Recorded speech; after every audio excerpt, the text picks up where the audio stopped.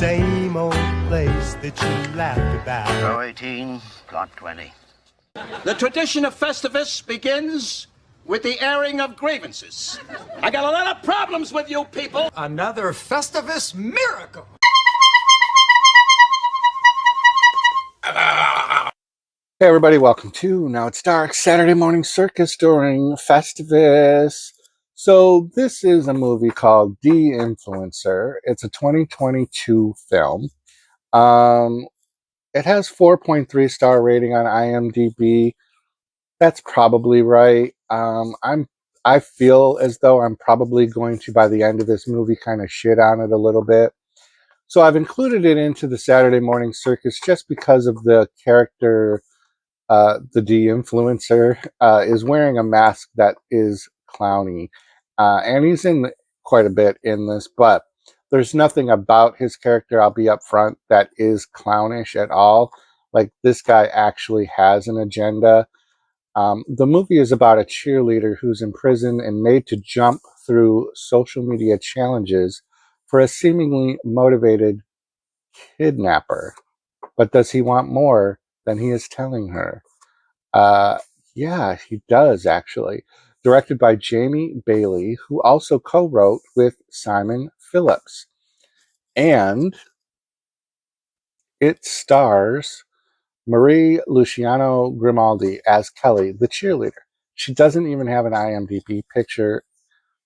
That tells you something. There's a character, Sabrina, played by Kaylin Turner, and Simon Phillips, who may be recognizable. He's been in some other low-budgety stuff, plays Charles. And Charles is the de-influencer. So the movie starts right off with Kelly, the cheerleader, being trapped. She's wearing a Devil's 666 cheerleader uniform. So right away, it kind of, I thought it was going to go in a different direction, a little more campy, but it didn't. It's tragic that they didn't, because it really needed to.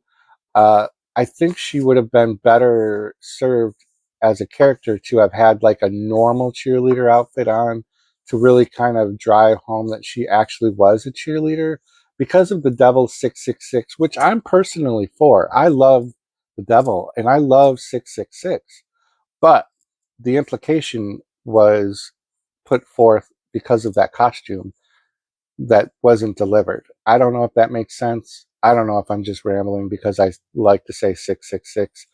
But my point is, she's a cheerleader. She's a social media influencer.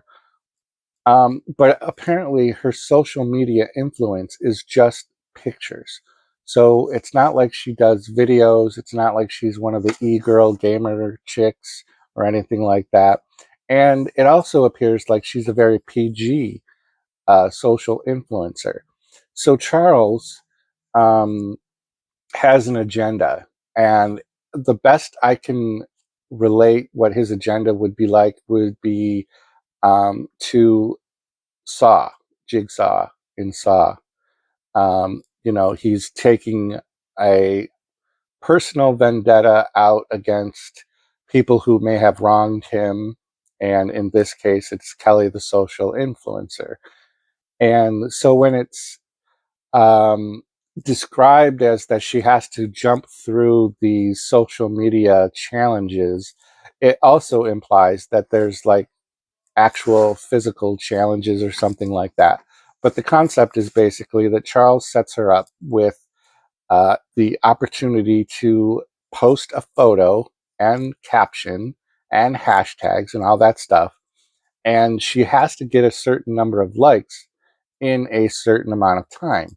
And if she doesn't, there's this other character that happened to be in the warehousey place that she was, Sabrina.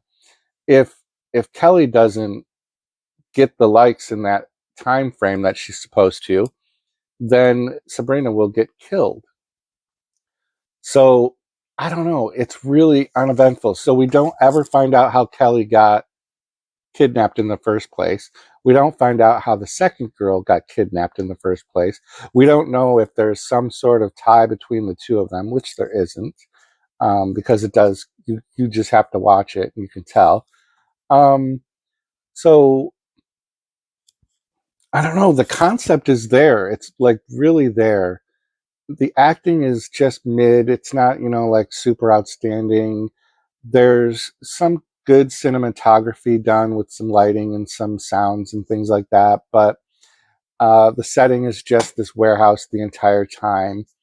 I would have liked to have had like the backstory of her being kidnapped, because basically Kelly was picked because she's a bad influencer. Like, she's a brat, she's a bitch, she treats people badly, right? So Charles wants to de-influence her through these challenges to kind of learn that she shouldn't be a bitch, and that her influence affects other people and makes them possibly do things that are harmful to themselves.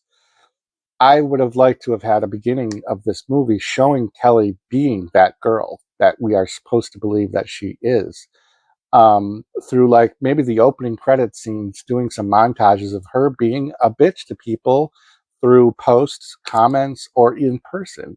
And then we would have probably understood the motivations that Charles had.